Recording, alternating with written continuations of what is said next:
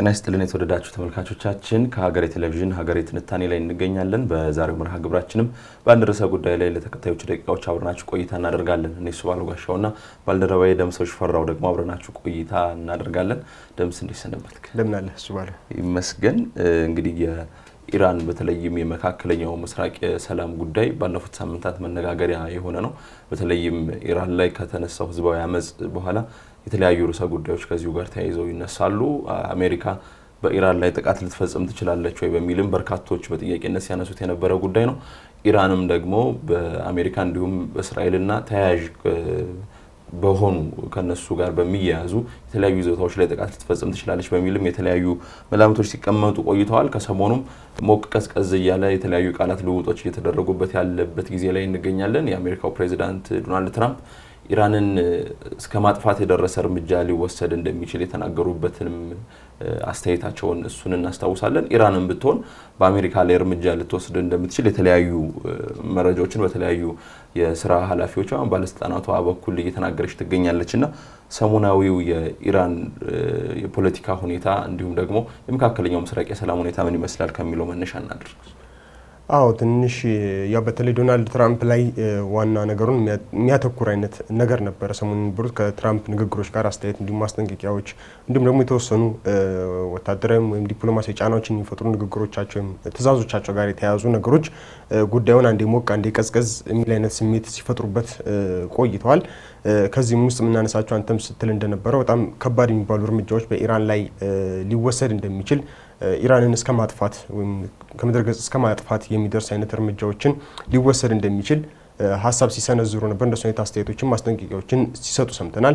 ከዛ ደግሞ መለስ ብለው ደግሞ ያን ያህል ከባድ የሚባል አይነት እርምጃ ሊወሰድ እንደማይችል ደግሞ የተለያዩ መሰል መረጃዎችን ደግሞ ጠቆም ሲያደርጉም እንሰማለን እና ይሄ ነገሩን የትራምፕ ውሳኔ ምን ሊሆን ይችላል፣ በቀጣይ ምን ሊመጣ ይችላል የሚለውን ነገር እርግጠኛ ሆኖ መተንበይም እንዳይቻል ወይም ደግሞ ምን ሊመጣ ይችላል የሚለውን ነገር ለማሰብም ትንሽ ከባድ እንዲሆን ያደረገው ይመስለኛል እና በብዛት አሁንም ቅድም እንዳልኩ በተለይ ባለፉት ሳምንታት ውስጥ በነበሩት ማስጠንቀቂያዎቻቸው እንዲሁም ወታደራዊ ትዕዛዞቻቸው በጣም ከባባድ የሚባሉ ወታደራዊ እንቅስቃሴዎች ወደዛ አካባቢ እንዲጠጉም የጦር መርከቦቻቸው ከባድ መሳሪያ እንዲሁም ወታደሮቻቸውን ወደ ኢራን እንዲሁም ደግሞ ወደ ፋርስ ባህረ ሰላጤ እንዲጠጉ ትዕዛዝ እስከ መስጠት የደረሰ ጠንከር ያሉ እንቅስቃሴዎች ሲደረጉ እንደነበረ እናስታውሳለን። ምናልባት እነሱ እንቅስቃሴዎች አሁንም እንደቀጠሉ ሆነው ነው ያሉት። ያ ባለበት ሁኔታ ደግሞ መለስ ብለው እንደሱ አይነት ከባድ የሚባል እርምጃ ላንወስድ እንችላለን ወይም ደግሞ የኢራን መንግስት በዜጎቹ ላይ እየወሰደ ያለው እርምጃ አሁን ላይ እየቀነሰ በመሆኑ ምክንያት ከባድ የሚባለው ደግሞ የሚጠበቀውን አይነት እርምጃ ላንወስድ እንችላለን የሚል አይነት አስተያየት ሰጥተው እንደነበር እናስታውሳለን። ከትላንትናና ከትላንት ወዲያ ደግሞ እንዲሁም ከሌሎች በተለይ የአሜሪካ ሚዲያዎች ጋር በነበራቸው ቃለ ምልልስ ላይ ያው ኢራንን የመልስ የምትሰጣቸው አስተያየቶች ነበሩ። ከነዛም አስተያየቶች መካከል አሜሪካ በኢራኑ መሪ አያቶላህ እንዲሁም ሌሎች ወታደራዊና ፖለቲካዊ አመራሮች ላይ ግድያ ወይም ደግሞ ጥቃት ሊፈጽሙ እንደሚችል የተለያዩ ሀሳቦችን ሲሰነዝሩ እንደነበር ይታወሳል እና እሱን ተከትሎ የኢራን ባለስልጣናትም እንዲሁ በአሜሪካ ባለስልጣናት እንዲሁም የተለያዩ ወታደራዊ ይዞታዎች ላይ መሰል የበቀል እርምጃዎችን ልትወስድ እንደምትችል አስተያየቶች መሰንዘራቸው ይታወቃል እና እሱን ተከትሎ ድጋሚ ትራምፕ በትላንትናው ዕለት የሰጡት አስተያየት ምንድነው? የኢራን መንግስት ወይም ደግሞ ኢራን በትራምፕ ላይ ጥቃት የሚሰነዝር ከሆነ ወይም ደግሞ ትራምፕን የመግደል ሙከራ የሚያደርግ ከሆነ የአሜሪካ ጦር መላው ኢራንን ከምድረ ገጽ እንዲያጠፋ መልእክት አስተላልፎ ነበርና ያንን በሰማን በማግስቱ ደግሞ ትላንት አመሻሽ ላይ ወይም ዛሬ ማለዳ አካባቢ ይመስለኛል የሰጡት አስተያየት ደግሞ ከሱኛው በተቃራኒ የሆነ ደግሞ ጠንከር ያለ ከባድ እርምጃ ላንወስድ እንችላለን፣ ብዙ ርቀት ላንሄድ እንችላለን ኢራን ላይ ወታደራዊ ጥቃቶችን በመሰንዘር በኩል የሚል ሀሳብ ሰጥቷል። ያው እሱም ላይ ግን ቢሆን ያው ጥቃቶች ይሄ ማለት ሙሉ ለሙሉ አይፈጸምም የሚል ሳይሆን አሁን ካለው ህዝባዊ አመጽ ጋር ተያይዞ ነበር አሁን የትራምፕ ማስጠንቀቂያዎች የተለያዩ አስተያየቶችም የነበሩትና አሁን ላይ ግን ደግሞ መለስ ብለው ከዚህ በፊት አሜሪካና እስራኤል በኢራን ላይ የፈጸሙት ጥቃት ይታወሳል እና ከሱ ጋር ተያይዞ በተለይ የኒውክሌር ጣቢያዎቿ ላይ ኢራን የምታደርጋቸው እንቅስቃሴዎች አሁንም በነበረበት የሚቀጥሉ እስከሆነ ድረስ ግን የአሜሪካ ጥቃት ኢራንን ሊጎበኝ እንደሚችል ሀሳብ ሰጥተዋል። እነዚህ ሁሉ ሀሳቦች ወደዛና ወደዚህ የሚወስዱ ጥቃት ይፈጸማል አይፈጸምም፣ ወታደራዊ ውጥረቶች ወይም ወታደራዊ እንቅስቃሴዎች ውስጥ ይገባሉ፣ ወታደራዊ ግጭቶች ውስጥ ይገባል አይገባም የሚለውን እርግጠኛ መሆን እንዳይቻል ወይም ደግሞ ምን ሊመጣ ይችላል የሚለውን መገመት እንዳይቻል ያደረገው ይመስለኛል። እና በብዛት አሁን ቀጠናውም ላይ ያለው ነገር ከኢራንና አሜሪካን ባለፈ እስራኤል እንዲሁም ደግሞ ሌሎች የመካከለኛው ምስራቅ ሀገራት እንዲሁም ደግሞ የአውሮፓ ሀገራትን ጨምሮ ምን ሊሆን ይችላል የሚለውን ነገር በድፍረት መወሰን እንዳይችሉ ምን ማድረግ እንዳለባቸውም እርግጠኛ መሆን እንዳይችሉ ያደረጋቸው ይመስላል። እና አብዛኞቹ ነገሮች በትራምፕ ውሳኔ እንዲሁም በትራምፕ ንግግሮች ላይ የተንጠለጠሉ ሆነው ይገኛሉ። አሁን የሚታዩ በስፋት እንደሱ አይነት ነገሮች ናቸው። አሁንም በቀጣይ ምን ሊሆን ይችላል የሚለውን መተንበይ ይሄ ሊሆን ይችላል ወይም ደግሞ ይሄ ነው ቀጣይ የሚመጣው የሚለውን ኢራን ዲል ታደርግ ትችላለች፣ አሜሪካ ምን ታደርጋለች የሚለውን በቀላሉ መግለጽ ከባድ ነው። ምናልባት ብዙ የተለያዩ ነጠብጣቦችን አገጣጥሞ የተወሰነ አይነት ምስል ለመፍጠር መሞከር ይቻል ይሆናል። ግን ደግሞ እሱም ቢሆን ግልጽ የሆነ ምስል የሚሰጥ ነው ተብሎ አይታሰብም። አዎ እንግዲህ ፕሬዚዳንት ዶናልድ ትራምፕ የሚያነሱት አንዱ ጉዳይ ከአመታት በፊት በተለይም ያምናው የምርጫ ቅስቀሳቸው ወቅት ላይ የተለያዩ ግድያ ሙከራዎች ሲሞከሩባቸው እንደነበር እናስታውሳለን። ከዛ ውስጥ ኢራንም ተሳትፏላት በሚል ያነሳሉ። አሁን ጋዜጠኞችም ለቃለ መጠይቅ በቀረቡበት ወቅት ያነሱት ኢራን በርሶ ላይ እርምጃ ለመውሰድ ወይም የተለያዩ ግድያ ሙከራዎችን ታደርግ እንደነበር ከዚህ በፊት አንስተዋል። አሁንስ ያንን ስላለማድረጓ ምን አይነት ዋስትና አለ የሚል ጥያቄ ነበር የቀረበላቸው። ያደርጉታል ብዬ አላስብም። የሚያደርጉት ከሆነ ግን ቀድሜ ትዕዛዝ አስተላልፌያለሁ። እኔን ከገደሉኝ ሙሉ ኢራን ድምጥማጧ እንዲጠፋ በላይ ወይም ለወታደራዊ አመራሮች ተናግሬያለሁ የሚል ነገር ነው የተናገሩት። ነገር ግን ያ እንደማይሆን እምነት እንዳላቸው ነው የገለጹት። በኢራን በኩል ደግሞ ስንሄድ ለአያቶላህ አሊ ካሚኒ ላይ የሚቃጡ ጥቃቶች ወይም ጥቃት የሚፈጸም ከሆነ ኢራን ሙሉ እርምጃ ከዓለም ላይም ጦርነት ልትገባበት የምትችለው እድል እንዳለ ነው አስረግጠው እየተናገሩ ያሉት። ስለዚህ ሁለቱም ሀገራት በመሪዎቻቸው ድርድር እንደማያደርጉ ያሳዩበት ሁኔታ ነው ያለው። ከዛም መለስ ብለን ፕሬዚዳንት ዶናልድ ትራምፕ እንግዲህ ዳቮስ ነው የሚገኙት ስዊዘርላንድ የዚህ የዓለም ኢኮኖሚክ ፎረም ስብሰባ ላይ በእርግጥ ከዚህ ከአውሮፕላን ጋር በተያያዘ የተወሰነ መስተጓጎል አጋጥሟቸው ነው ወደ ስዊዘርላንድ የገቡት። አውሮፕላን ቀይረው ነው እንደገና የሄዱት ከዚህ ከቴክኒክ ብልሽት ጋር በተገናኘ። ከሄዱ በኋላ ግን የተለያዩ ውይይቶችን እያደረጉ ይገኛሉ። ከግብጽ መሪ ጋር ተገናኝተዋል። ከኔቶ ዋና ጸሐፊ ጋር ተገናኝተዋል። እንዲሁም የተለያዩ ውይይቶችን አድርገዋል። ከጋዜጠኞች ጋርም ቃለ መጠይቅ አድርገዋል እና ከሲኤንቢሲ ጋር ባደረጉት ቃለ መጠይቅ አንድ የተናገሩት ጉዳይ ነበር። በተለይም ኢራን ላይ አሁን እርምጃ ለመውሰድ ምንም አይነት ነገር እንትን እያደረግን አይደለም ወይም በአፋጣኝ እርምጃ ለመውሰድ አልወሰንም። ነገር ግን የኒውክሌር ፕሮግራሟን የምትቀጥል ከሆነ ግን እርምጃ መውሰዳችን አይቀርም የሚል ነገር የተናገሩት። በእርግጥ ፕሬዚዳንት ዶናልድ ትራምፕ በተለያዩ ጊዜዎች የሚያነሷቸው ሀሳቦች አወዛጋቢነት ያላቸው ሀሳቦች ናቸው። ከዚሁ ጋር ተያይዞም ደግሞ በተለይም አሜሪካ በኢራን ላይ ጥቃት ስትፈጽም እስራኤል ማድረግ የማትችለውን በተለይም ደግሞ እንደዚህ ናታንዝ እና ፎርዶ የሚባሉትን የኒውክሌር ማብለያ ጣቢያዎችን ወይም ኢራን በከፍተኛ ጥበቃ የምትጠብቃቸው እነዚህ የኒውክሌር ጣቢያዎችን መምታት የምትችልበት አቅም አላት ወይም ደግሞ መሳሪያ አላት። ያ መሳሪያ በተለይም ቦምቦች ናቸው። መሬት ስር ገብተው ያንን የኒውክሌር መሰረተ ልማት ማውደም የሚችሉት አሜሪካ በሰኔ ወር ውስጥ በነበረው ውጊያ ለ12 ቀናት በዘለቀው እስራኤልና የኢራን ጦርነት ወቅት ኢራንን ማጥቃቷ ይታወሳል። ያኔ ኢራን ስታጠቃም እነዚህን መሳሪያዎች ተጠቅማ የኢራንን የኒውክሌር መሰረተ ልማት በሚገባው ልክ አውድም ያለው ወይም 10 ዓመታትን ወደ ኋላ መልሻለሁ ትላለች። ኢራን በእርግጥ እሱን ይሄ ትልቅ የሚባል አይነት ጉዳት አልደረሰብኝም የሚል ነገር ነው የምታነሳው። ነገር ግን ቢ2 ስቴልዝ ቦምበርስ የሚባሉ አውሮፕላኖች አሉ አሜሪካ ውስጥ ወደ 21 አካባቢ እንደዚህ አይነት አውሮፕላኖች እንደተመረቱ ከዚህ በፊት የሚጠቁሙ መረጃዎች አሉ። 19 የሚሆኑት ደግሞ በዚህ ሰዓት አክቲቭ ሆነው ወይም ለውጊያ ወይም ለተልእኮ ዝግጁ መሆናቸው ነው የሚታወቀው። እነዚህ በጣም ከፍተኛ ዋጋ ያላቸው እንዲሁም በነጠላ በአውሮፕላን ደረጃ በነጠላ በጣም ከፍተኛ ዋጋ ያወጣሉ በሚል ነው የሚነገረው። ከ2.1 ቢሊዮን ዶላር በላይ አንዱ የውጊያ አውሮፕላን ያወጣል በሚል ይነገራል። ፕሬዚዳንት ዶናልድ ትራምፕ ታዲያ ትላንት በሰጡት ቃለ መጠይቅ ላይ ያነሱት ጉዳይ ተጨማሪ አዳዲስ አውሮፕላኖችን ወደ 25 የሚደርሱ መሰል የውጊያ ወይም ቦምብ ጣይ አውሮፕላኖችን ለማምረት ትዕዛዝ አስተላልፌያለሁ የሚል ነገር አንስተዋልና ይህ ጉዳይ ምንም እንኳን በኢራን ላይ ጥቃት የመፈጸም አሁናዊ ፍላጎት የለንም የሚል ነገር ቢያነሱም የጦርነቱ ቀጣይ አካሄድ ወይም የሁኔታዎች በኢራንና በአሜሪካ መካከል ያለው ግንኙነት በቀጣዩ አካሄድ ሊዛነፍ እንደሚችል ግምገማ እንዳላቸው የሚያሳይ ጉዳይ ነው። ምክንያቱም በአመዛኙ ኢራን ላይ ጥቅም ላይ የሚውሉት እነዚህ አውሮፕላኖችን ለመጨመር ከታቀደ ምናልባትም ከኢራን ጋር በቀጣይ የሆነ ጦርነት ሊመጣ እንደሚችል ግምገማ አላቸው ወይም ያንን መሰረት ያደረገ ዝግጅት እያደረጉ ነው ማለት እንችላለን። ይህንን ጉዳይ ደግሞ በግልጽ የሚናገሩት ከሆነ ኢራንን ለማስጠንቀቅ ወይም ደግሞ ኢራን በተፈለገው መንገድ አሜሪካና እስራኤል በሚፈልጉት መንገድ ወደ ኒውክሌር ድርድሩ መታ የኒውክሌር ፕሮግራሟን እንድታቆም ግፊት ለማድረግ እየሞከሩ ስለመሆናቸው ማሳያ ይደረጋል። ከዚህ በፊት እንግዲህ ከሩሲያ ጋር ባለው በዩክሬንና በሩሲያ ጦርነት ወቅት የተለያዩ ጉዳዮች ሲነሱ አንድ አሜሪካ ወደ ስምምነት ሩሲያን ለመግፋት ከምታደርጋቸው እንቅስቃሴዎች መካከል ከዚህ ከኒውክሌር ጋር የተያዙ መሳሪያዎችን ወደ ሩሲያ አስጠግተናል የሚሉ መረጃዎችን ማሰራጨት እንደነበረ እናስታውሳለን እና ይህኛውንም የቢቱ ስቲል ቦምበር ወይም በቦምብ ጣይ አውሮፕላን ተጨማሪ ምርት ለማምረት ማቀዳቸውን ማሳወቃቸውም ኢራንን ተጠንቀቂ ወይም ማስጠንቀቂያ መልእክት ለኢራን እያስተላለፉላት እንደሆነ የተለያዩ መላምቶችን ማስቀመጥ ይቻላል። ትንተናዎችም የሚያመላክቱት ያንን ነው። ስለዚህ ፕሬዚዳንት ዶናልድ ትራምፕ ከኢራን ጋር የሚደረገውን የኒውክሌር ድርድር ወደ ዜሮ ወይም ኢራን ምንም አይነት የኒውክሌር ፕሮግራም የኒውክሌር መርሃ ግብር እንዳታካሂድ በማድረግ እንድትስማማ ግፊት ማድረግ ይፈልጋሉ። ነገር ግን በኢራን በኩል ደግሞ በግልጽ የሚነገረው ፕሬዚዳንት መስዑድ ፔዜሽኪያንም የውጭ ጉዳይ ሚኒስትሩ አባስ አራቺም ባለፉት ቀናት በተደጋጋሚ ያነሱት ነገር ኢራን ለሰላማዊ መንገድ ኒውክሌርን መጠቀም መብቷ ነው። ስለዚህ በዚህ መብቷ ወይም ሉዓላዊነቷን በማስከበር ሂደት ውስጥ ምንም የምትደራደርበት መንገድ የለም በሚል ያነሳሉ። ስለዚህ አሁንም ቢሆን እንደው በቃላት ደረጃ ከጦርነት የራቀ የሚመስል ነገር ወይም የተወሰነ መሻሻል ያሳየ ነገር በፕሬዚዳንት ዶናልድ ትራምፕ በኩል ቢነሳም ነገር ግን በተግባር ደግሞ ስንመለከተው የሚወስኗቸው አንዳንድ ውሳኔዎች ደግሞ አሁንም ቢሆን የኢራኑ ጦርነት ርቆ እንዳራቀ ወይም ደግሞ እዛው አካባቢ እየተሽከረከረ ስለመሆኑ ያሳያል።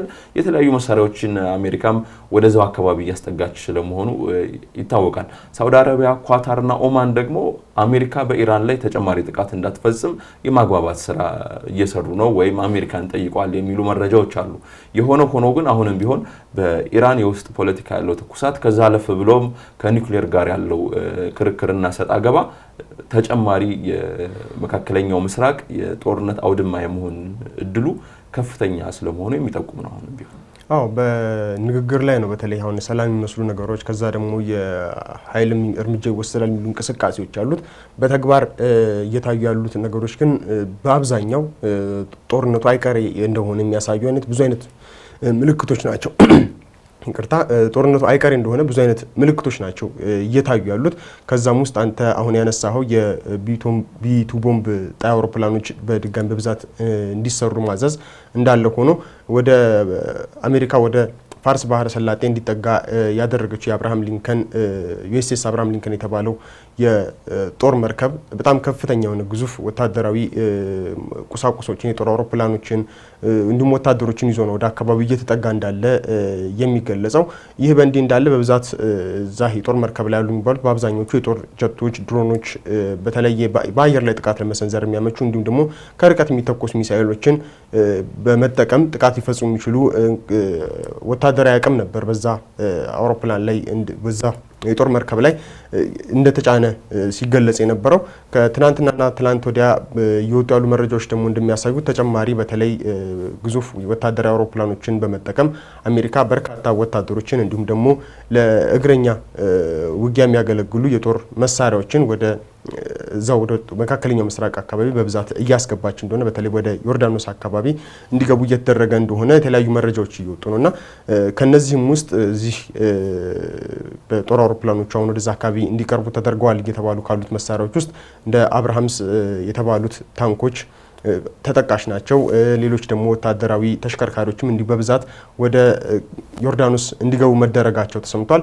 ከዛም ባለፈ በዛ ባህር በጦር መርከቡም ላይ እንዲሁም ደግሞ አሁን በጦር አውሮፕላኖቹም በኩል ወደ መካከለኛው ምስራቅ ተጠግቷል የሚባለው አጠቃላይ ድምር ወታደርም ከ30 ሺህ በላይ ሊሆን እንደሚችል ነው እየተገለጸ ያሉና እነዚህ ነገሮች ምናልባት በአየር ላይ ወይም በርቀት ሊፈጸሙ ከሚችሉ ጥቃቶች ባለፈ በእግረኛ ጦርም ምድር ላይ የሚካሄዱ ውጊያዎች ሊኖሩ እንደሚችሉ አሜሪካ እንደሱ አይነት አማራጮችንም ጥቃት ለመፈጸም ልትጠቀምበት እንደምትችል ምናልባትም ይሄኛው እንደ አማራጭ ተብሎ የታሰበው ጦርነቱ በጣም ሰፊ ቅርጽ የሚይዝ ከሆነ ከኢራን ጋር የሚደረጉ ውጊያዎች ትንሽ በስጋትነት እንዲታዩ የሚያደርጋቸው በኢራን ውስጥ አለ ተብሎ ከሚታሰበው የነዳጅ አቅርቦት ጋር በዓለም ገበያ ላይ ከሚፈጥረው ተጽዕኖ እንዲሁም ደግሞ የባህር መተላለፊያ አለ የኢራን ቁጥጥር ስር ያለ እና ያ መተላለፊያ ተዘጋ ማለት የመካከለኛው ምስራቅ የሚወጡ የትኛውም የነዳጅ እንቅስቃሴዎች ሊገቱ ይችላሉ የሚል ስጋት አለ እና ያንንም የባህር መስመር ከማስከበር አንጻር ያንን የኢራንን የባህር እንትኖች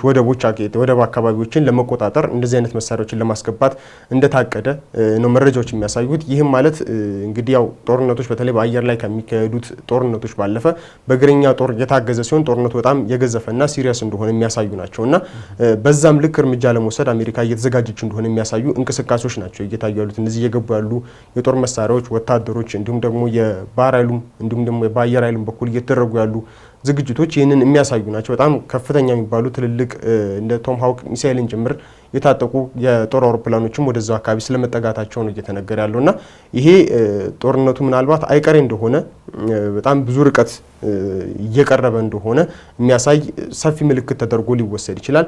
ምናልባትም እንግዲህ በቀጣይነት አሁን ከዶናልድ ትራምፕ ጋር በተያያዘ ያው ይሄኛው በኢራን ውስጥ የተከሰተውን ህዝባዊ አመፅ ተከትሎ መጀመሪያ ሰሞን አካባቢ ላይ ሰነዝሯቸው ከነበሩ አስተያየቶች እንዲሁም ዛቻዎች አንጻር ምናልባት ትንሽ የተቀዛቀዘ ወይም ደግሞ ረገብ ያለ አይነት የሚመስል አስተያየቶች እየታዩ መሆኑ እንዳሉ ሆኖ ምናልባት እሱ የሚያመጣው ለውጥ ሊኖር ይችላል ተብሎ ሊታሰብ ይችላል። ግን ደግሞ በተግባር መሬት ላይ እየሆነ ያለው ወታደራዊ እንቅስቃሴ እጅግ ጠንከር ያለ ነው። ምናልባት በኢራን በኩልም እየተሰጡ ያሉ ማስጠንቀቂያዎች፣ ወታደራዊ ዝግጅቶችም በዛው ልክ ሰፋ ያሉ እንደሆኑ ነው እየተነገሩ ያሉት። በተለይ ከቅድም አንተ ያነሳው የተወሰኑ እንደነ ኳታር፣ ሳውዲ አረቢያ ያሉ ሀገራት አሜሪካ እንደ አይነት ጥቃቶችን በኢራን ላይ እንዳትፈጽም ከወዲሁ ማግባባት ስራዎችን እየሰሩ እንደሆነ መረጃዎች እየወጡ እንደሆነ አይተናል እና ይህም ምናልባት ኢራን ቀደም ብላ የሰጠችው ማስጠንቀቂያ እንዳለ እናስታውሳለን። ከሳምንት በፊት በተለይ አሜሪካ ሰፋ ያለ እንዲህ አይነት እርምጃዎችን ልትወስድ እንደምትችል ማስጠንቀቂያ እየሰጠች በነበረችበት ጊዜ ከኢራን ባለስልጣናት በኩል ይሰጡ ከነበሩ ማስጠንቀቂያዎች አንዱ ከአሜሪካ ብቻ ሳይሆን አሜሪካ ጥቃት የምትፈጽም ከሆነ በኢራን ላይ የኢራን ውጊያ ወይም የኢራን ጦር የሚወስደው እርምጃ በአሜሪካ መሰረተ ልማቶች ወይም ደግሞ በአሜሪካ ጦር ላይ ብቻ ሳይሆን ያንን ጥቃት እንዲፈጸም የአየር ክልላቸውን ክፍት ባደረጉ በፈቀዱ ሀገራት እንዲሁም ደግሞ ሌሎች ወታደራዊ እንቅስቃሴዎችን በዛ በኩል እንዲተላለፉ ፍቃድ የሰጡ ሀገራትንም እንደ ጠላት ሀገር ፈርጃ ጥቃት ልትፈጽምባቸው እንደምትችል ማስጠንቀቋ ይታወሳል። የጦርነቱ አካል አድርጌ ነው የምቆጥረው የሚል ማስጠንቀቂያ መስጠቷ ይታወሳል እና ምናልባት ከሱ ጋር የተያያዘም ሊሆን ይችላል። በሌላኛውም በኩል ደግሞ በአሜሪካና በኢራን መካከል ከባድ የሚባል ጦርነት መጀመሩ መካከለኛው ምስራቅ ላይ የሚፈጥረው ውጥረት ቀላል አይደለም። ቅድም ያነሳ ነው ከነዳጅ ግብይት ጋር በተያያዘ አጠቃላይ በፋርስ ባህረ ሰላጤ የንግድ እንቅስቃሴዎች ላይ እንዲሁም ደግሞ የደህንነት ጉዳዮች ላይ በተለይ እንግዲህ ባለፈው ሰኔ አካባቢ ላይ በተለይ የኢራንና በኢራንና በእስራኤል መካከል ተፈጥሮ የነበረው ጦርነት እንዲሁም ደግሞ ጋዛ ውስጥ የነበረው የጦርነት በራሱ መካከለኛው ምስራቅ ላይ የፈጠራቸው ብዙ ከባድ ምስቅልቅሎች እንደነበሩ ይታወሳል እና ይሄኛው ደግሞ ምናልባት ከዛም የበለጠ የገዘፈ ሊሆን እንደሚችል ይገመታል። ምክንያቱም በኢራን በኩል ያለው ወታደራዊ ኃይል በጋዛ ከነበረው እንዲሁም ደግሞ ሌሎች ከእስራኤል ጋር እንዲህ አይነት ውጊያዎች ውስጥ ሲገቡ ከነበሩ ሀገራት ጋር ሲነጻጸር ይሄኛው ገዘፍ ያለ ሊሆን እንደሚችል ብዙ ማሳያዎች አሉ። በተለይ ደግሞ የኒውክሌር መሳሪያ ባለቤት ናት ተብሎ ይነገራልና ኢራን ያ መሆኑ ጋር ተያይዞ ደግሞ የበለጠ አካባቢውን ከፍተኛ ስጋት ውስጥ እንዲገባ ያደረገው ይመስለኛል። አሁን በእኔ እምነት በተለይ ያሉት መረጃዎች በስፋት እያሳዩን ያሉት ይህንኑ ነው።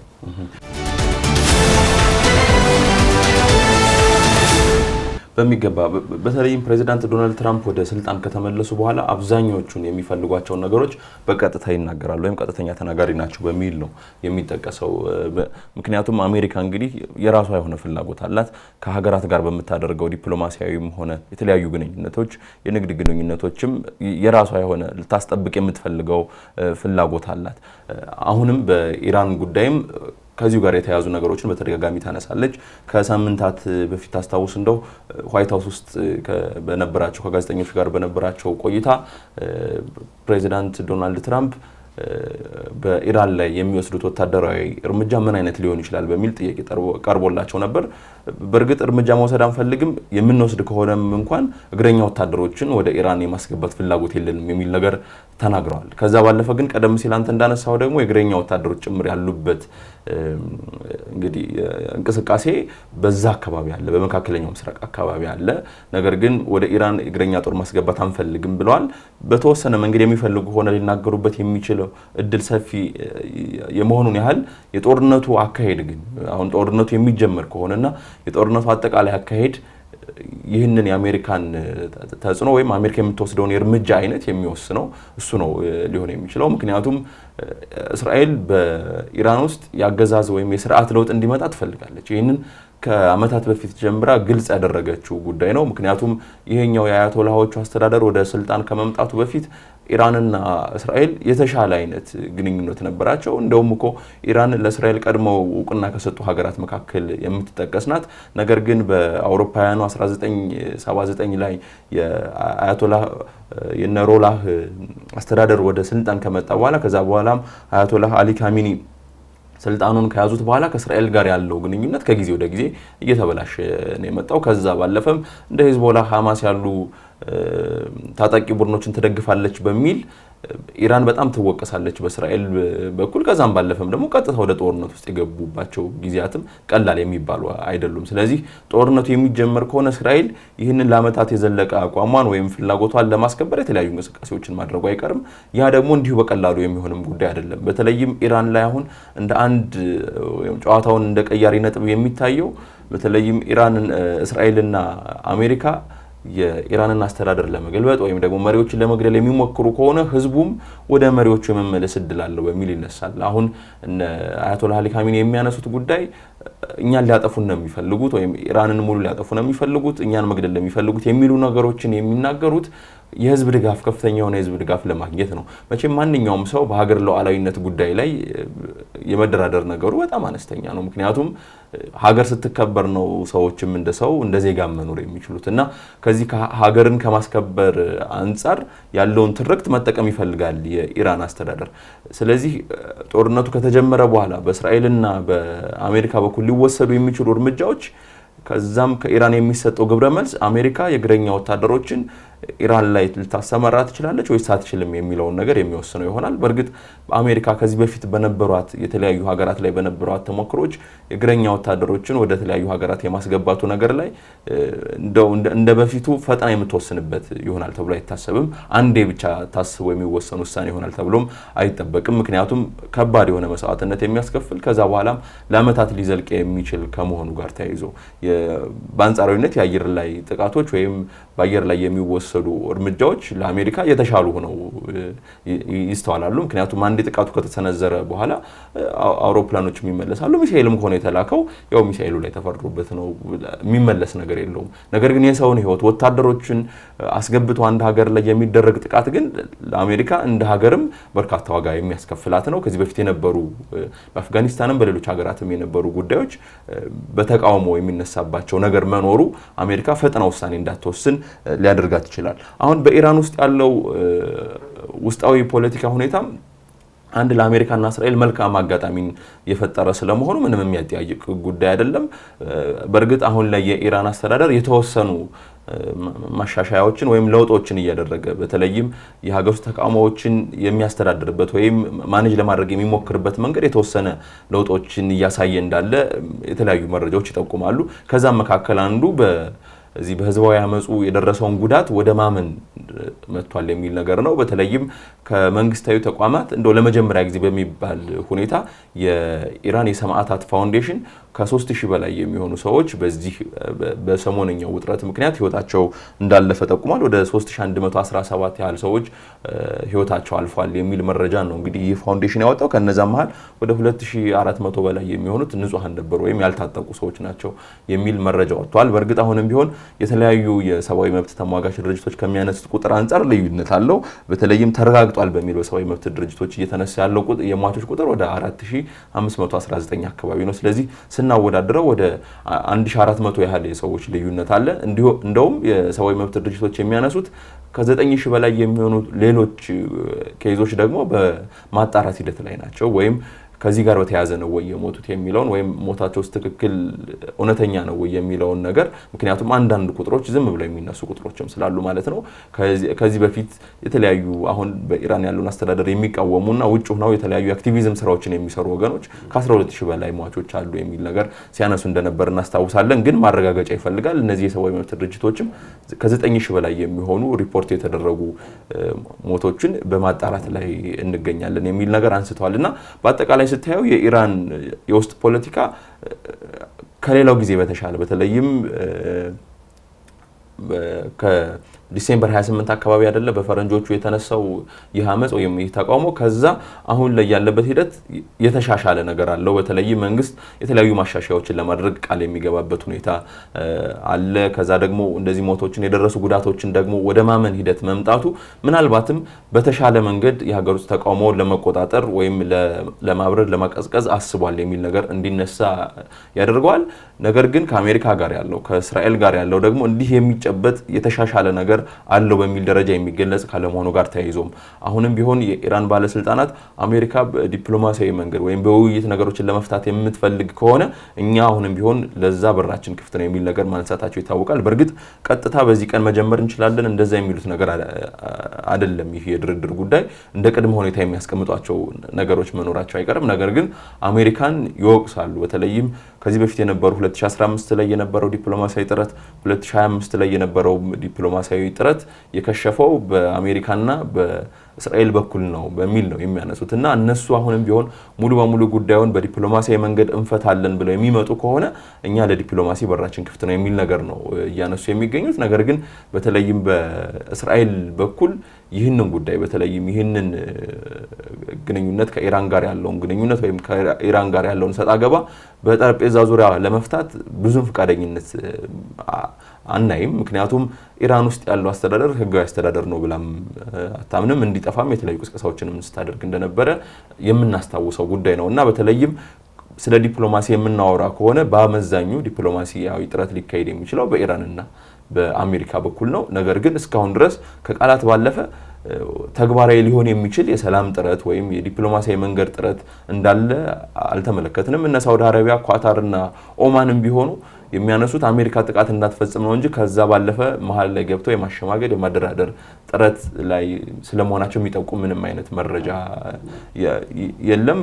ደግሞ በሩሲያ በኩልም ደግሞ የሚነሱ ጉዳዮች አሉ። በተለይም ኢራን ከሩሲያ ጋር የተያያዙ የተለያዩ አካሄዶችን ልትጠቀም ትችላለች የሚሉ ነገሮችም ሲነሱ አድምጠናል። አዎ ከሩሲያ ጋር ተብሎ እየተነሱ ያሉ ሀሳቦች በተለይ ከዚሁ ከህዝባዊ አመጽና አሁን ይሄ ከመረጃ ጋር በተያያዘ ቅድም የሰብአዊ መብት ድርጅቶች በተለይ መረጃዎችን ለማጣራት ምንድነው የተፈጠረው ምን ያህል ሰው ሞቷል የሚለውን እንኳን ለማጣራት የኢንተርኔት እንዲሁም የስልክ ግንኙነቶች ጋር በተያያዘ ያሉ ችግሮች ምናልባት የተወሰነ ነገሩን በሚፈልገው ደረጃ መረጃዎችን ማውጣት እንዳይችሉ ያደረጋቸው ነው ተብሎ ሊታሰብ ይችላል። ምናልባት በኢራን በኩል እንደ ይህንንም ለማድረግ እንደ አማራጭ እየተጠቀመችው ያለው መንገድ ነው። በተለይ የኢንተርኔት መዘጋት ከኢንተርኔት መዘጋት በኋላም ደግሞ ከተወሰኑ ቀናት በኋላ የቀጠለው ደግሞ የስልክ ኖርማሊ ቴክስት እና የመሳሰሉት ኖርማሊ ቴሌኮም አገልግሎቶች በሙሉ ተቋርጠዋል የሚል መረጃዎች ናቸው እየወጡ ያሉት። በተለይ ያ መሆኑ ደግሞ በደንብ መረጃዎች ምን እየሆነ ነው ያለው ኢራን ውስጥ አሁን ምንድነው እየሆነ ያለው ምን ተፈጥሯል የሚሉትን ነገሮች በደንብ ማወቅ እንዳይቻል እያደረገ ምክንያቱም ምናልባት ከአሜሪካ በኩል ይሰጡ የነበሩ ማስጠንቀቂያዎችም እርምጃ እንወስዳለን የሚሉ ሀሳቦችም በተለይ ሌሎች የሌላ አንድ ሉዓላዊ ሀገር ላይ ገብቶ ጥቃት መፈጸም ወይም ደግሞ መሪዎች ላይ ጥቃት ለመፈጸም ሌሎች ህጋዊ ሊያደርጉ የሚችሉ ሌሎች በቂ የሆኑ ምክንያቶች ያስፈልጋሉና ከዛ ውስጥ አሜሪካ እንደ በቂ ምክንያት አድርጋ ልትወስደው እየሞከረችው ያለ የሚጠቀመችበትም የነበረው ከህዝባዊ አመጹ ጋር ተያይዞ ኢራን በጣም በከፍተኛ ቁጥር ያላቸው ንጹሃን ዜጎች ላይ የኢራን መንግስት ግድያን እየፈጸመ ነው የሚሉ ክሶች ናቸውና እነዛን ለማረጋገጥና የበለጠ ህጋዊ ለማድረግ በአሜሪካን በኩል የተወሰነ መልኩ መቸገሮች የፈጠሩት መረጃዎቹ ግልጽ አለመሆናቸው ናቸውና ያንን ደግሞ በኢራን እንደ አማራጭ ያንን እንደ መያዣ ወይም ደግሞ በውስጥ ያለውን ነገር አፍኖ ለመያዝ ወይም ደግሞ ወደ ሰላም ለማስተካከል በሚል የሚያደርጉትን እንቅስቃሴ እንዲያግዛቸው ነው እየተጠቀሙበት ያሉት። ምናልባትም አግዟቸዋል ተብሎ መገለጽ ይችላልና ይህንን ደግሞ ለማፋለስ ወይም ደግሞ ሌሎች ዜጎች የኢራናውያን ኢንተርኔት አገልግሎትን ማግኘት እንዲችሉ በተለይ ቢሊዮነሩ ኢለን መስክ ባለቤትነት የሚመራው ስታርሊንክ ኩባንያ የሳተላይት ኢንተርኔት አገልግሎቶችን ለማቅረብ እየሞከረ ነው ያለው። ምናልባት የተወሰኑትን መረጃዎች በዛ መልክ ነው እየተገኙ ያሉት። ምን እየሆነ ነው ኢራን ውስጥ ያለው ነገር የሚለው መረጃ ለመገኘት እየተቻለ ያለው በዛ መልኩ ነውና ይሄ ደግሞ በተለይ የስታርሊንክ እንቅስቃሴ በኢራን መንግስት በኩል የተወደደ አይደለም።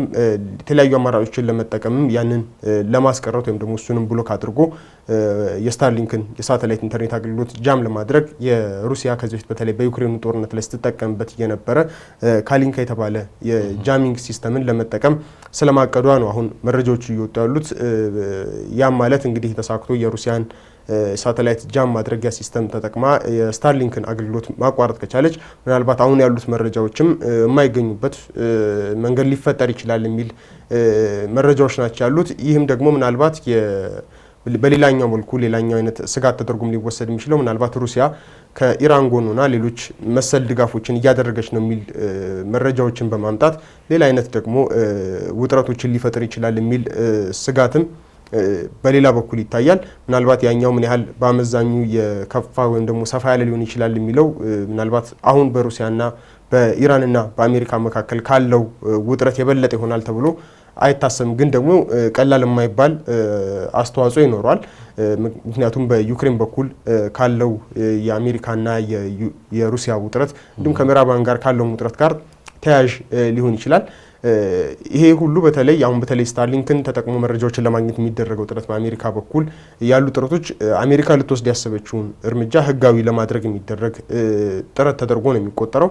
ሌላኛው ምናልባት አሁን ከትላንትና በተለይ በዳቮስ ከነበረው ስዊዘርላንድ ዳቮስ ከነበረው ጉባኤ ጋር ተያይዞ እዛም ላይ ከወጡ መረጃዎች አንዱ ይህንን ህጋዊ የማድረግ በተለይ አሜሪካው እንደ ሌላው ዓለም በኢራን ላይ ጥቃት ለመፈጸም የሚያስችለውን ጥቃት ቢፈጽም ጥቃቱን ህጋዊ ሊያደርግለት የሚችል ነገሮች አንዱ ተብሎ የተነሳው የዓለም አቀፉ አቶሚክ ኤጀንሲ በኩል የወጣው መረጃ ነው።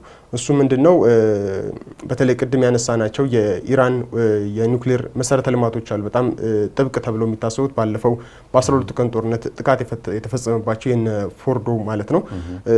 እነሱ በተለይ ጥቃት ከተፈጸመባቸው ጊዜ ጀምሮ የዓለም አቀፍ አቶሚክ ኤጀንሲ ምናልባት 7 ወራት አካባቢ ለሚሆን ጊዜ ምንም አይነት ክትትል ወይም ደግሞ ሄዶ መጎብኘት አልቻለም። ምንድነው አካባቢ ላይ ያለው የአቶሚክ ኢነርጂ እንቅስቃሴ ምን ይመስላል የሚለውን ሄዶ ማየት አልቻለም።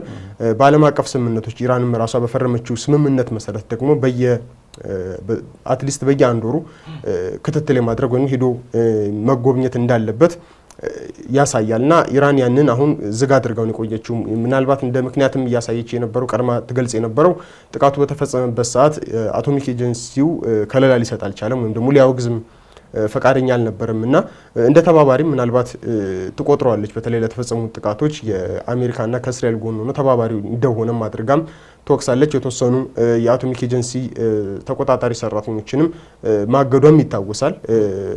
ያ እንዳለ ሆኖ ግን ምናልባት ራሱ የአቶሚክ ኤጀንሲው ዳይሬክተር ራፋኤል ግሮሲም እንደገለጹት ከሆነ በኢራን ውስጥ አሁን ላይ ባለፉት 7 ወራት ምንም አይነት ክትትል ያላደረጉት በእነዚህ ሶስቱ ነው። ባለፈው ጥቃት ደረሰባቸው እነ ፎርዶ መሳሰሉት ላይ ነበር ገብተው አሁንም ምን እየተፈጠረ ነው ከጥቃቱ በኋላ በምን አይነት ሁኔታ ላይ ይገኛሉ የሚለውን ነገር ማየት ያልቻሉት እነሱ ላይ ነው። ነገር ግን ሌሎች በኢራን ውስጥ የሚገኙ ወደ 13 የሚደርሱ የአቶሚክ ጣቢያዎች ላይ ወይም ደግሞ የኒውክሌር ጣቢያዎች ላይ ገብተው ክትትል እያደረጉ እንደሆነ ያንን መቀጠላቸውን ገልጿል። ምናልባት ሙሉ ለሙሉ አይደለም የተቋረጠው፣ ግን ደግሞ በጣም ከፍተኛ አቅም ያለው የኒውክሌር መሳሪያዎችን ጦር መሳሪያዎችን ለማበልጸግ አቅም አለው ተብሎ የሚታሰበው የማብላላት አቅም ወይም ደግሞ እንቅስቃሴ አለ ተብሎ የሚታሰበው ደግሞ በእነዚህ ተቋማት ውስጥ ነበርና ያንን ነው አሁን መከታተል አልቻልኩም እያለ ያለው።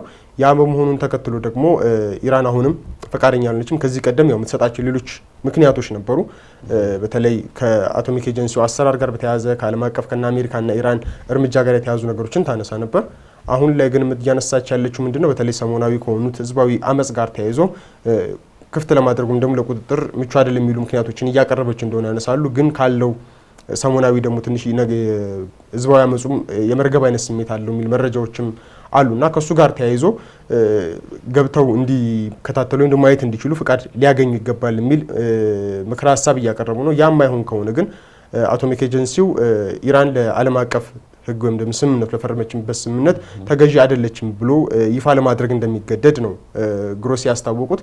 ይህም ማለት ምን ነገሮችን ይዞ ሊመጣ ይችላል? ቅድም እንዳልኩ በኢራን ላይ የሚፈጸሙ የትኞቹንም ጥቃቶች ህጋዊ እንዲሆኑ በር ሊከፍት ይችላል ተብሎ ይታሰባል። ምክንያቱም ኤጀንሲው ይህንን ይፋ አደረገ ማለት በቀጥታ ጉዳዩ የሚሄደው ወደ ጸጥታው ምክር ቤት ነው። ጸጥታው ምክር ቤት ደግሞ ሊያደርጋቸው የሚችላቸው ውሳኔዎች ሁለት አማራጮች ናቸው የቀረቡት። አንደኛው አማራጭ ምንድነው? በኢራን ላይ ተጨማሪ ከባድ የሚባሉ ማዕቀቦችን መጣል ሊሆን ይችላል። ሌላኛው ደግሞ አሁን አሜሪካ እያስጠነቀቀችው እንዳለው ወታደራዊ ወይም ደግሞ የኃይል እርምጃዎችን መውሰድ የሚሉ አማራጮች ናቸው እና እነዚያ ላይ እርምጃዎች ህጋዊ ይዘት እንዲኖራቸው፣ ምክንያቱም እንደዚህ አይነት ዓለም አቀፍ ህጎችን ስለጣሰች እንደ አይነት ህጋዊ እርምጃ ተወስዷል የሚሉ ህጋዊ ማብራሪያዎችን መስጠት የሚቻልበት ወይም ህጋዊ ከለላ ሊሰጥ የሚችል በር ተደርጎ ነው የሚቆጠረው እና ይሄ ደግሞ በራሱ ምናልባት ለአሜሪካ በስታርሊንክ እንዲሁም ደግሞ ሌሎች አማራጮች ህጋዊ የሚያደርጉ አማራጮች ለማግኘት እየተደረገ ያለው ሙከራ በሌላ አይነት አማራጭ በኩል ሊያቀርብላት የሚችል እንደሆነ ይነገራል።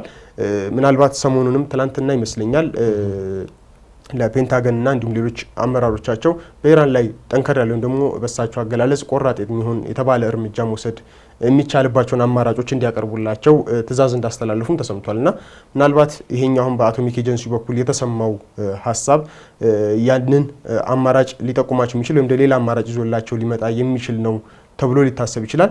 እንግዲህ ምናልባት በተለያዩ ዓለም አቀፍ ተቋማትን በኩል በአሜሪካም እንዲሁም በተለያየ አይነት መንገድ እየተሰነዘሩ ያሉ ሀሳቦች ምናልባት በኢራን ላይ አሁንም ጫናዎችን ለማበርታት እየተደረጉ ያሉ እንቅስቃሴዎች ናቸውና እንግዲህ በቀጣይ ምን ይዘው ይመጣሉ የሚለው አሁንም እርግጠኛ ሆኖ መናገር ባይቻልም ወታደራዊ እንቅስቃሴዎች ግን እያመዘኑ እንደሆነ በስፋት እየታየ ነው ያለው። አዎ እና አንተም እንዳነሳው እንግዲህ ፕሬዚዳንት ዶናልድ ትራምፕ ኢራንን ሙሉ በሙሉ ከምድረ ገጽ ከማጥፋት የሚጀምር አይነት የተለያዩ ቃላትን ነው እየተናገሩ የሚገኙት። የተለያዩ አመራሮችም እንግዲህ በኢራን ላይ ምን አይነት እርምጃ መወሰድ አለበት የሚለውን ነገር አጥንተው እንዲያቀርቡላቸው አንተ እንዳልከው ጥያቄ አቅርቧል ወይም ትዕዛዝ አስተላልፈዋል እነሱ።